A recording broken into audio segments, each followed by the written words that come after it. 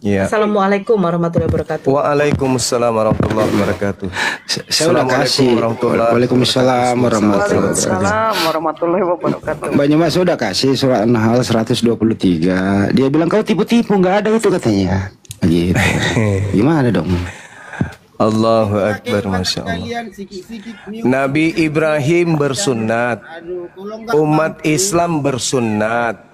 Mana Nabi Ibrahim mana bersunat, dalilnya Muhammad di orang Al-Quran? Kristen tidak bersunat. Pertanyaannya, Kristen ikut siapa tidak bersunat? Ayo, pertanyaan saya, Kristen ikut siapa tidak bersunat? Ada 3 pilihan, babi, asu, setan. Yang mana yang Kristen ikuti? Jawab. Hati-hati bang, kena tombak. Nggak apa-apa. Zuma, mana Ya. dalilnya Muhammad pernah disunat? Di Nabi Al-Quran? Muhammad mengaku dengan lisannya sendiri, dengan mulutnya Mana, sendiri. tunjukkan. Dalilnya Beliau mana? mengatakan salah satu kemuliaan Dalilnya yang mana? Tuhan berikan kepadaku, aku lahir dalam keadaan sunat. Kedua, beliau mengatakan, itu nggak perlu kau ragukan, itu tidak perlu kau ragukan, karena faktanya umat Islam bersunat. Oke, pertanyaan saya, Kristen tidak bersunat ikut siapa? Jawab. Mana dalilnya Muhammad pernah disunat? Tidak ada dalilnya, tidak ada dalilnya. Tapi kami bersunat. Kami bersunat. Dari manalah kamu mempercayai Kami bersunat. Muhammad itu? Padahal Tidak ada dalilnya di Sunat. mana dalilnya dia tidak disunat? Lah, karena Lah. nggak ada dalilnya. Karena nggak ada dalilnya. Disunat. Sekarang tunjukkan kepada saya dalilnya Yesus bersunat. Silakan. Saya tanya tadi Muhammad. Saya tanya. Pas itu Tidak ada pengakuan Yesus kalau dia bersunat, tak ada pengakuannya. Ada. Potong lidahmu Emang kalau Nabi ada, mengaku tak akan pernah sendiri? kau temukan. Tidak ada dalilnya Yesus mengaku bersunat. Jangan kau ngarang bebas. Kalau Nabiku Muhammad mengaku salah satu kemuliaan yang Tuhan berikan Iya, kepadaku, ngaku sendiri. aku, ya nggak apa-apa. Saksinya siapa dia pernah Daripada disunat? Paulus, daripada Yesus ada nggak ngaku sunat? Ada nggak?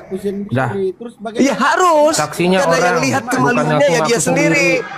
Nah sekarang juga mana bisa dalilnya ngaku-ngaku Yesus sendiri mengaku juga. sunat? Orang Yesus juga bisa mana ngaku sendiri. Ya silakan Orang- aja silakan kamu ngaku, tapi tolong tunjukkan di mana Yesus Bisa mengaku ngaku-ngaku bersunat. sendiri. Gufron juga bisa Tolong ngaku-ngaku tunjukkan. sendiri. Gufron Tolong juga di bisa mana ngaku-ngaku pengakuan sendiri, lihat Yesus? malaikat. Tolong di mana pengakuan Yesus bersunat? Tunjukkan. Dia tidak mengaku tapi ada saksinya. Ya berarti Ada dia ayatnya. tidak sunat. Duh. Yesus tidak sunat. Yesus tidak sunat. Berarti Nabi ngaku-ngaku. Yesus sendiri. tidak sunat. Tapi nggak ada dalilnya. Macam mana dia masuk logika? Bau Nggak ada pecing. manusia Tuhanmu di dunia nonotnya ini bau yang pecing. sunat dari lahir. Tuhanmu nonotnya pecing baunya. Nggak ada manusia. Tuhan bau pecing, nanotnya Gimana berkelup. Tuhan bau pecing, nanotnya berkelup. Gimana itu? Orang begini nggak Oke ya, sudah ya. Oke, kembali kita naik level. Nabi Ibrahim bersunat, umat Islam bersunat. Nabi Abraham bersunat, Kristen tidak bersunat. Pertanyaan saya, Kristen ikut siapa? Dalilnya. Nggak ada dalilnya Muhammad. Udah kau turun, Anda turun, kamu ke gereja, colok pantap pendeta, jilat tanganmu, mudah-mudahan kau bisa waras. Mampus. Ngapain berlama-lama sama orang gila kayak kalian? Saya tanya, Kristen ini tidak bersunat ikut siapa? Itu loh. Pertanyaannya sederhana bukan? Kalau Gampang kami jawabnya jelas. Nih, gimana Bang Andi? Jawabnya di Galatia 5 nomor 2 ikut Paulus. Kata Ikut Paulus. Jika kau menyunatkan dirimu, Kristus tidak berguna bagimu. Jadi ikut Udah, Paulus. hancur mina. Kalau di Islam perintahnya jelas, An-Nahl tadi diterangkan, sudah diterangkan adik saya Dinda Nora Penghandi. Summa auhayna ilaika anittabi' millata Ibrahim hanifa wa ma kana minal musyrikin. Kemudian aku perintahkan Nabi Muhammad untuk mengikuti ajaran Nabi Ibrahim. Hanya orang Bahlul bin Stufid yang mengatakan Nabi Ibrahim tidak bersunat. Salah satu ajaran Nabi Ibrahim itu adalah bersunat. Kemudian Al-Quran menjelaskan di surah Al-Baqarah ayat 124. Wa izibtala Ibrahim rabbuhu bikalimatin fa'atammahunna qala inni ja'iluka lin-nasi imama qala wa min zurriyyati qala la yanalu ahdiz zalimin. Dan ingatlah ketika Nabi Ibrahim diuji oleh Allah dengan beberapa perintah, lalu Nabi Ibrahim melaksanakan dengan sempurna perintah-perintah tersebut. Lalu kemudian Allah berfirman kepada Nabi Ibrahim, sesungguhnya aku menjadikan engkau wahai Ibrahim sebagai pemimpin bagi seluruh manusia. Lalu kemudian Nabi Ibrahim menjawab, dan juga dari anak cucuku. Bukankah demikian ya Rabb? Allah berfirman, benar, tetapi janjiku tidak berlaku bagi orang-orang yang zalim. Nabi Ibrahim menerima perintah untuk bersunat. Nabi Ibrahim kemudian meneruskan ajaran itu kepada keturunannya secara turun-temurun. Lalu Al-Quran menimpali, wa may yarghabu an millata Ibrahim illa man safiha nafsa. Orang yang membenci sunnatnya Nabi Ibrahim adalah orang yang memperbodoh dirinya sendiri. Kuclu. Al-Quran saya jelas menerangkan itu. Kamu semua. Ini si David, Bang. Menyangka kamu, Daeng. Ya, silakan. Pakai data, pakai ilmu, jangan pakai emosi. Mana Ibrahim? Oke, baik-baik. Di mana tunjukkan Ibrahim panggil Allah itu Allah? Nabi Ibrahim dalam Al-Quran. Dalam Al-Quran dong. Dalam Al-Quran dong. Dibilang kayak begitu. Dalam Al-Quran dong. Dalam Al-Quran jelas bagaimana Nabi Ibrahim alaihissalam itu menyembah kepada Allah. Jangankan Nabi Ibrahim, sabar dulu. Jangankan Nabi Ibrahim, Karisteng, manusia-manusia yang tidak bersunat ikut-ikut nyebut Allah, apalagi Nabi Ibrahim. Itu loh. Karisteng, penyembah makhluk halus, ikut-ikutan menyebut Allah. Menyebut Allah, si Karisteng ini agama dari barat yang dibawa oleh penjajah ini, yang tabiatnya kayak menjajah terus, merampok, menjajah, merampas, itu aja kerjanya nih agama. Karisteng aja merampas kata Allah dari Al-Quran, itu fakta. Nah, sedangkan Nabi Muhammad itu ikut daripada kakeknya Nabi Ibrahim. Nabi Ibrahim pun menyembah kepada Allah. Nah, kalau agama dari Belanda warisan penjajah ini, dari mana ambil kata Allah ini? Lalu dibacanya Allah. Dari mana? Gak bosan jadi pencuri? Gak bosan? Gak malu? Sebentar dulu, Anda gak usah. Gak malu kau?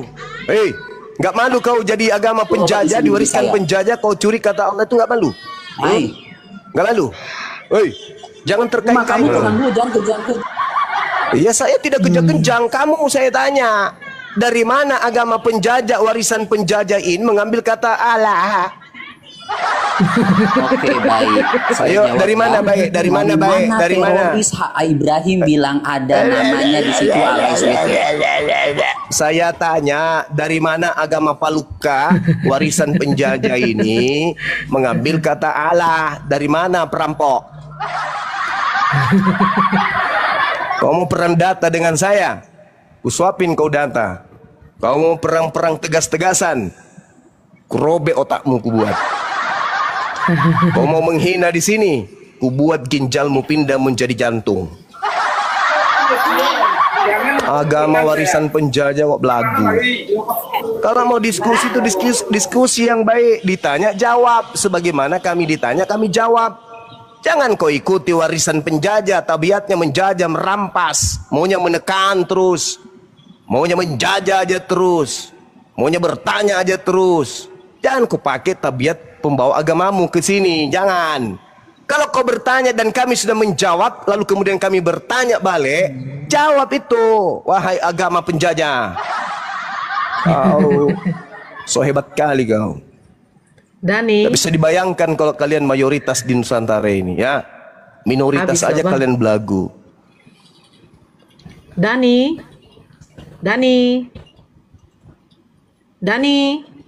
Ya, oke. Ya, jangan menghina, jangan menghina. Bertanya. Assalamualaikum Bang Juma. Aduh, kan udah saya bilang Bang. Penonton banyak di bawah. Jawab dulu aja. Jawab salamnya. Waalaikumsalam. Baru mau nanya. Waalaikumsalam. Udah dijawab. Enggak usah, kalau ada muslim di sini, ada Banyuma, enggak usah Anda mewakili muslim lagi. Gitu loh. Loh, Bang Zumanya mana? Assalamualaikum warahmatullahi wabarakatuh. Waalaikumsalam warahmatullahi wabarakatuh. Kena report. Waalaikumsalam warahmatullahi wabarakatuh. Jahat bener sih. Jadi tentang warahmatullahi wabarakatuh. Jadi tentang sunat ini hanya orang-orang yang tidak bersunat memprotes orang yang disunat. Betul. Itu intinya. Jadi orang-orang yang tidak bersunat itu ya adalah tidak mengikuti ajaran para nabi. Itu ya. Iya, Paman. Tuh. Nah, kenapa demikian? Ya karena iri, dia ingin itu menyebarkan virus kemana-mana. Kalian itu umat muslim bersih. Kami ini kotor, ikut kotor lah. Bayangkan kalau seharian keluar rumah, lupa mencuci. Ya, sampai ke rumah, langsung berhubungan dengan istrinya. Masuklah semua itu minyak rem. Bau apa itu? Coba. Nah, gitu. Bau minyak rem. Ya, itu dia. Kalau urusannya. tidak ada di dalam Al-Quran misalnya Bang Handi, tidak ada di dalam Al-Quran kemudian perintah sunat misalnya, lalu kita bersunat, perintah Tuhan mana yang kemudian kita langgar? Ada? Nggak ada. Hukum apa yang kita langgar? Ada.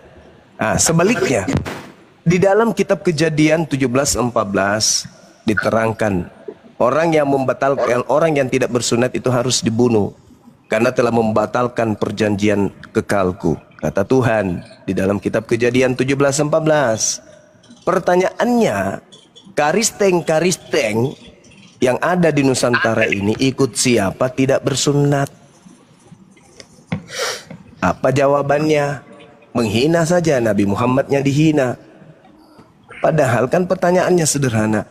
Kalian Kristen itu ikut siapa tidak bersunat? Itu loh pertanyaannya. Jawab dong. Ya. Kalau Bukan Tommy, silakan Tommy kalau mau. Saya besar ya. mau tanya ke Bang Zuma. Halo Bang Zuma. Iya, halo juga. Assalamualaikum. Halo. Satu-satu dong, satu-satu. Mohon maaf. Sorry, mohon maaf.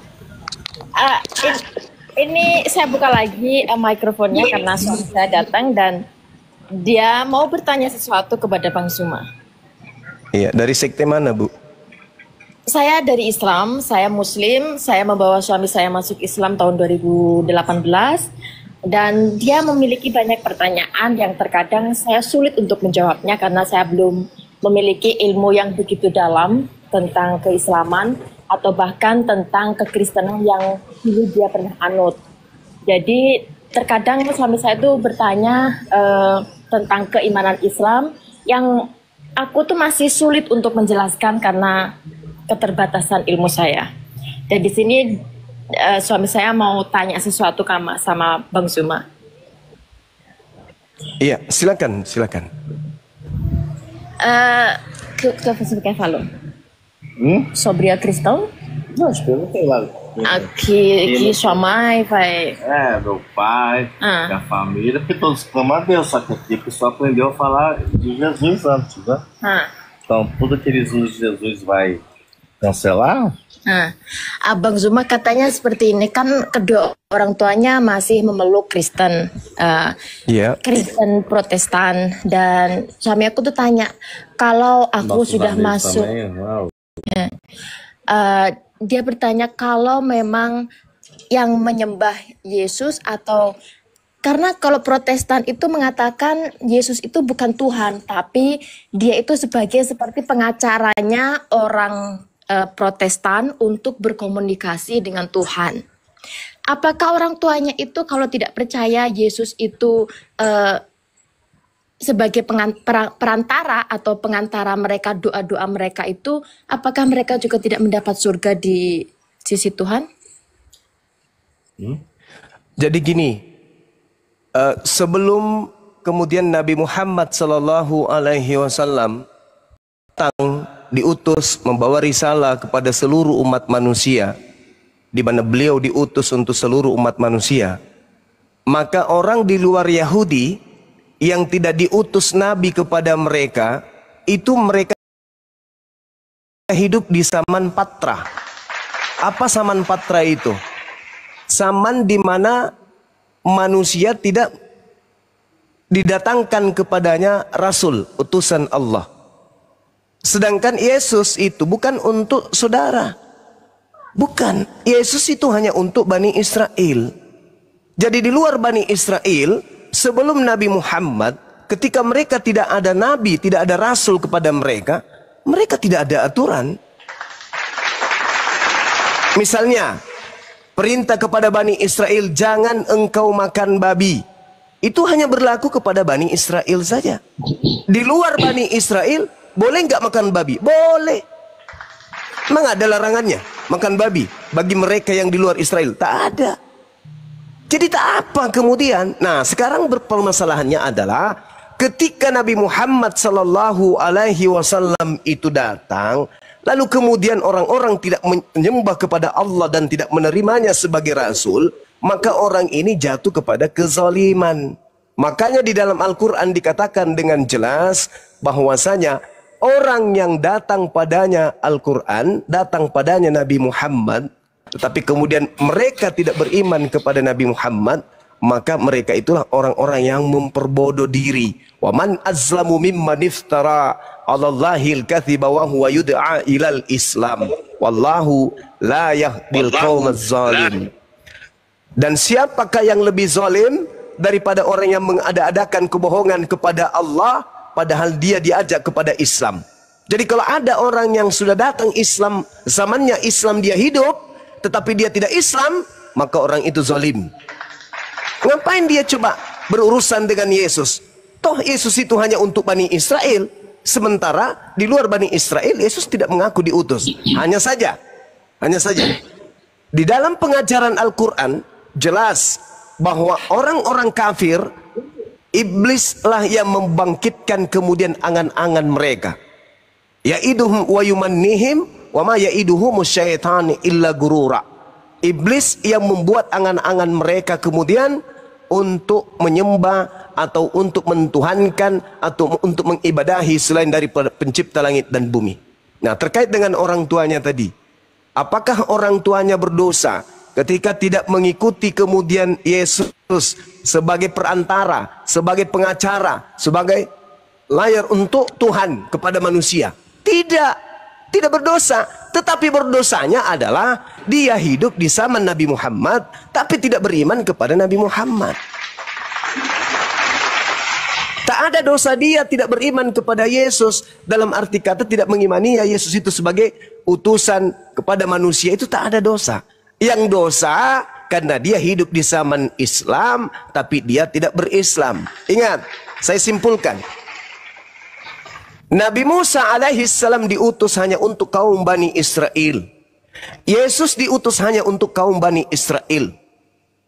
Di luar Bani Israel yang tidak menerima Nabi, yang tidak ada Nabi diutus kepadanya, kepada bangsanya, tidak berdosa. Ketika tidak beriman, tidak berdosa. Karena tidak ada perintah kepada mereka untuk beriman kepada si ini dan si itu. Tapi ketika Islam datang, Nabi Muhammad datang, Nabi Muhammad diutus kepada seluruh umat manusia, maka tak ada lagi melanya. Ketika Islam belum datang, orang di luar Yahudi tidak beriman kepada Nabi Musa, boleh beriman juga boleh. Tapi ketika kemudian mereka tidak beriman, tidak mendapatkan dosa, disebabkan Nabi Musa atau Yesus tidak diutus untuk mereka.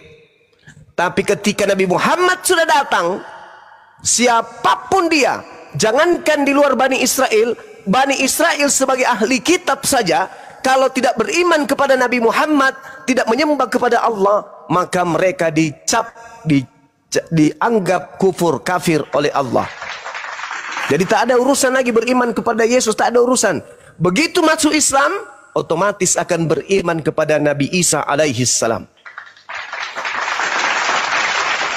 Jadi sekarang ini tidak ada urusan mau beriman kepada Yesus, tidak beriman kepada Yesus, tak ada urusan. Di luar Yahudi itu tak ada urusan. Yang sekarang kita berurusan adalah kepada Nabi Muhammad. Kenapa?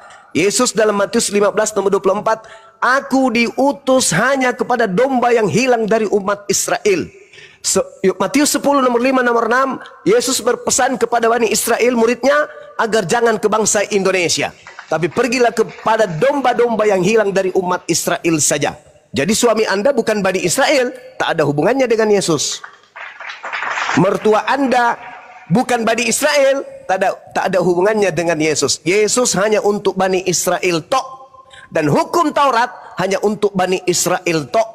Tertulis di dalam kitabnya orang Yahudi, Ulangan 33 nomor 4, Mazmur 147 nomor 19 nomor 20. Hukum yang datang kepada Nabi Musa dan nabi-nabi yang datang kepada Bani Israel tidak diberikan kepada bangsa Indonesia, bangsa Barat dan seterusnya, enggak. Tapi ketika Nabi Muhammad yang diutus, litubayyina linnasi, kedatangan Nabi Muhammad adalah untuk seluruh umat manusia. Nah, jadi kalau mertua Anda merasa manusia, wajib hukumnya beliau beriman kepada baginda Rasulullah Muhammad sallallahu alaihi wasallam. Demikian.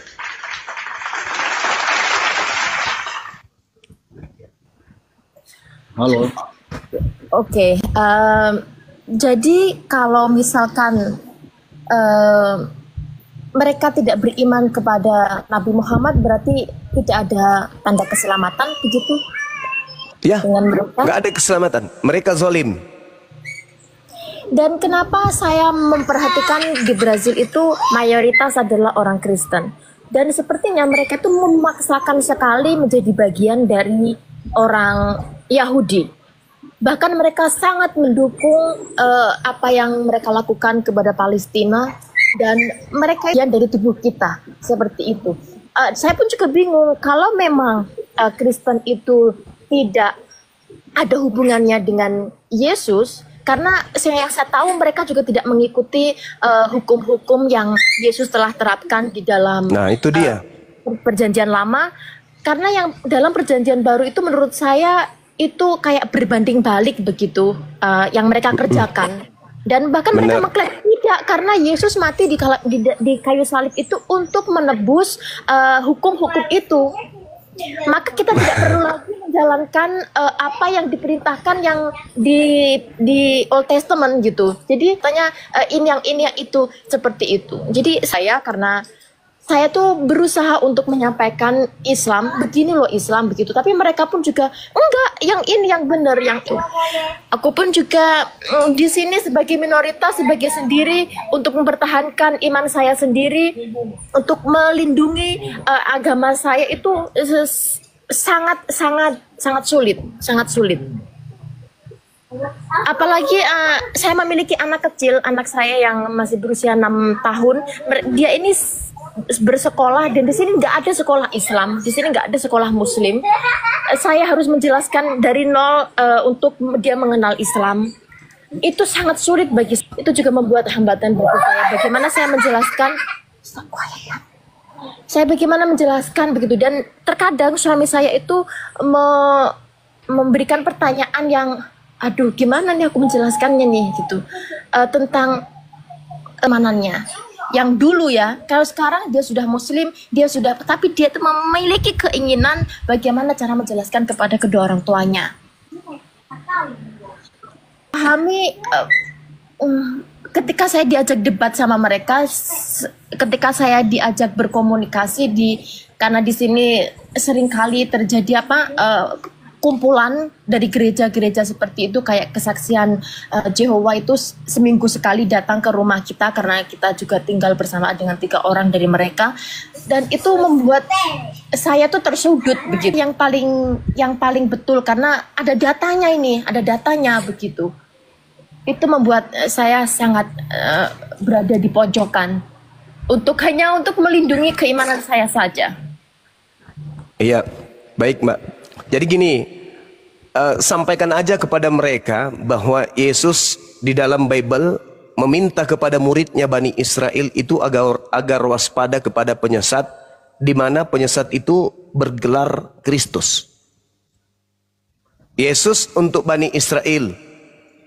Yesus berpesan kepada muridnya agar waspada kepada penyesat yang datang dengan memakai nama Yesus dan berkata, "Akulah Kristus."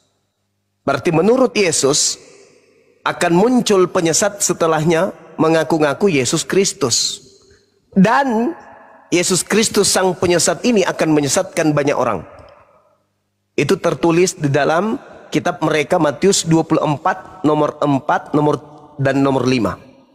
Sekarang pertanyaannya, di atas muka bumi ini yang mengklaim diri mereka sebagai pengikut Kristus itu siapa? Karena Kristus, Mesias, itu hanya dijanjikan kepada Bani Israel saja. Sedangkan Mesias palsu itu menyesatkan banyak orang. Dalam arti kata, Mesias palsu ini akan mengaku kepada seluruh manusia bahwa dia adalah utusan untuk seluruh manusia. Tanya aja kepada mereka, apa gelar daripada penyesat yang datang setelah Yesus yang datang kepada Bani Israel? Yesus yang asli hanya untuk Bani Israel. Yesus penyesat itu mengaku untuk seluruh bangsa. Pasti berbeda antara Yesus yang datang kepada Bani Israel dan Yesus yang mengaku dirinya untuk seluruh bangsa. Dan Yesus berpesan agar waspada kepada penyesat yang bernama Yesus Kristus itu yang akan menyesatkan banyak orang. Nah, kalau ada Kristus menyesatkan banyak orang, tentu orang-orang yang disesatkan ini memiliki gelar, yaitu pengikut Kristus. Siapa pengikut Kristus? Islam atau Kristen? Sederhana bukan? Yang kedua, ada tidak di dalam Bible ajaran yang mengatakan